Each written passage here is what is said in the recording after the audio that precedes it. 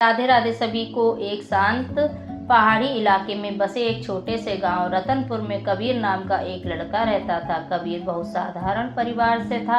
उसके पिता लकड़ी का काम करते थे और माँ गांव के दूसरे घरों में मदद करती थी। घर में इतना पैसा नहीं होता था कि वह हमेशा अपनी पसंद की किताबें खरीद सके, लेकिन उसका सपना अपने माता पिता के लिए एक ऐसा जीवन बनाना था जिसमें अभाव शब्द का कोई स्थान ना हो। कबीर अक्सर रात के समय पहाड़ के पास बैठकर आसमान की ओर देखता और सोचता क्या कोई साधारण बच्चा भी बड़ा बन सकता है? क्या मेहनत सच में किसी की किस्मत बदल सकती है? लेकिन जैसे ही ये सवाल आते, उसके अंदर कहीं एक आवाज उठती है, हाँ, अगर मन में भरोसा हो और कदम कभी रुके नहीं तो सब संभव है। कबीर की पढ़ाई औसत थी, लेकिन उसकी सबसे बड़ी ताकत थी सीखने की भूख और हार न मानने का स्वभाव। स्कूल में उससे तेज और भी बच्चे थे, लेकिन वह हमेशा अपने लक्ष्य पर ध्यान देकर आगे बढ़ता था। उसके शिक्षक अक्सर कहते, कबीर, तुझ में आग है, बस इसे बुझने मत देना। यह बात उसे हमेशा याद रहती। एक दिन स्कूल में घोषणा हुई कि शहर में होने वाली विज्ञान प्रतियोगिता के लिए 2 छात्र का चयन किया जाएगा। यह मौका गांव के बच्चों को कम मिलता था, इसीलिए सब उत्साहित थे। कबीर ने भी हिस्सा लिया, लेकिन चयन प्रक्रिया आसान नहीं थी। कई कठिन प्रश्न पूछे गए, कई प्रैक्टिकल दिए गए। कई बार वह अटक जाता, लेकिन कभी खाली कागज नहीं छोड़ता। वह सोच, अगर आज हार गया तो कल जीतने का हक नहीं रखूंगा। आखिरकार 2 नाम चुने गए। एक था गांव का टॉपर नीरज और दूसरा था कबीर। यह सुनकर लोग हैरान भी हुए और खुश भी, लेकिन साथ ही के कुछ बच्चों ने मजाक उड़ाया, शहर में जाकर क्या करेगा, वहाँ तो सब बहुत तेज होते हैं।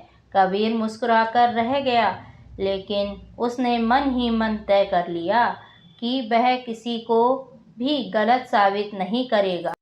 प्रतियोगिता का दिन आया। शहर की चकाचौंध भीड़, बड़ा स्कूल, सब देखकर वह घबरा गया, लेकिन अपने शिक्षक की वह बात याद आई, कठिन परिस्थितियों में वही जीतता है जो शांत रहता है। कबीर ने गहरी सांस ली और अपना काम शुरू किया। नीरज तेजी से आगे पढ़ रहा था। आसपास के बच्चे भी बहुत प्रतिभाशाली थे। कबीर को एक पल लगा कि शायद वह यहाँ तक आने लायक नहीं था, लेकिन अगले ही पल उसने खुद को संभाला। अगर मैं अभी हार मान गया तो फिर कभी आगे नहीं बढ़ पाऊंगा। कबीर ने अपना पूरा दिल लगाकर मॉडल बनाया। समय खत्म होने पर उसने अपने काम को देखकर मुस्कुराया, क्योंकि उसने अपना सर्वश्रेष्ठ दिया था। परिणाम आया, नीरज ने दूसरा स्थान पाया था, लेकिन पहला स्थान किसी शहर के बच्चे का नहीं था। घोषणा हुई, पहला स्थान रतनपुर गांव के कबीर को। कबीर की आंखें भर आई। उसने अपनी मेहनत का फल देख लिया था। गांव में जैसे त्योहार हो गए। उसके माता पिता की आंखों में गर्व था, लेकिन कबीर ने इस जीत में घमंड नहीं किया। उसने कहा, यह तो शुरुआत है। धीरे धीरे कबीर की उम्र बढ़ती गई और साथ अनुभव भी। उसने शहर जाकर कॉलेज में दाखिला लिया। वहां पर कठिनाइयां और भी ज्यादा थी। कभी किताबें खरीदने के पैसे नहीं होते, कभी असाइनमेंट जमा करने के लिए इंटरनेट की दिक्कत, कभी भाग दौड़, कभी अकेलापन। लेकिन कबीर की सबसे बड़ी खुशी यह थी कि वह परिस्थितियों को बहाने नहीं बनाता था। कभी कभी वह कैफेटेरिया के एक कोने में बैठकर दूसरों को हंसते, बातें करते और आराम से पढ़ते देखता, उसे लगता क्या मैं भी कभी इतना सहज हो पाऊंगा। लेकिन अगले ही पल वह खुद को कहता, मेरे पास दूसरों से ज्यादा कुछ नहीं है, पर मैं दूसरों से ज्यादा मेहनत जरूर कर सकता हूँ। एक दिन कॉलेज में एक महत्वपूर्ण प्रोजेक्ट आया। यह अवसर था अपनी योग्यता दिखाने का, लेकिन समस्या थी कि कबीर के पास संसाधन कम थे। दूसरे छात्रों के पास मशीनें थीं, लैपटॉप थे, महंगी सामग्री थी, लेकिन कबीर ने हिम्मत नहीं हारी।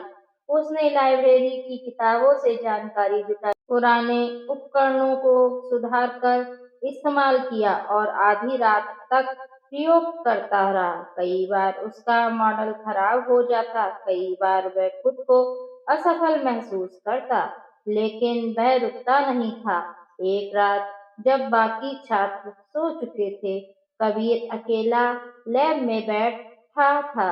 उसके हाथ कांप रहे थे, आंखें थक चुकी थी, लेकिन मन कह रहा था थोड़ा और, वह बस थोड़ा और। अंत में प्रोजेक्ट बनकर तैयार हुआ। परिणाम के दिन सबकी नजरें बोर्ड पर थी। कबीर का नाम सबसे ऊपर था। इस बार उसकी जीत सिर्फ एक जीत नहीं थी, यह उस संघर्ष का प्रमाण था जो किसी ने नहीं देखा था। कबीर को एक बड़ी कंपनी में इंटर्नशिप मिली। वहां जाकर उसे समझ आया कि असली दुनिया कितनी तेज और प्रतिस्पर्धी है। उसे कई बार लगा कि वह बाकी कर्मचारियों जितना समझदार नहीं है, लेकिन उसने अपने पुराने नियम को कभी नहीं छोड़ा। हर दिन थोड़ा सीखो, थोड़ा आगे बढ़ो।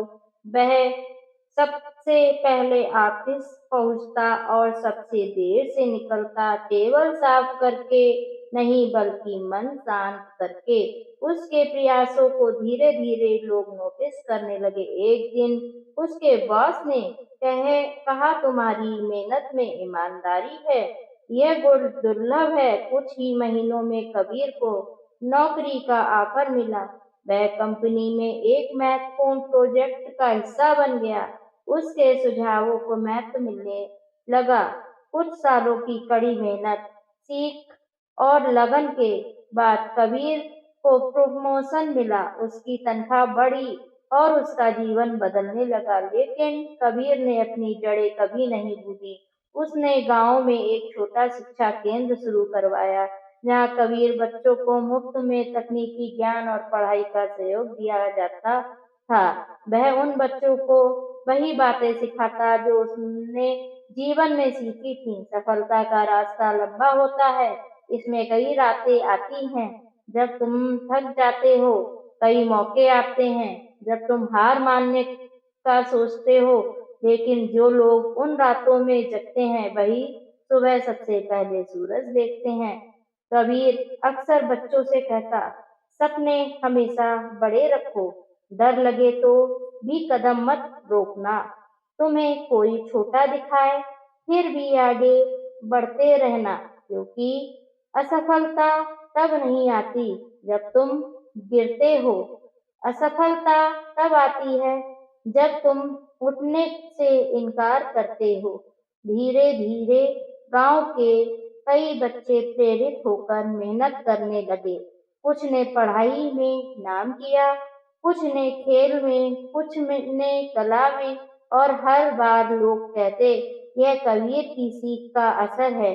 कबीर की माँ अक्सर उसे देखती और सोचती, सफलता का असली अर्थ यही होता है, अपनी रोशनी से दूसरों की राह को रोशन करना। एक दिन गांव में एक बड़ा समारोह हुआ, जिसमें कबीर को सम्मानित किया गया। मंच पर खड़े होकर उसने कहा, मैं महान नहीं हूँ, मैं बस हार नहीं मानता।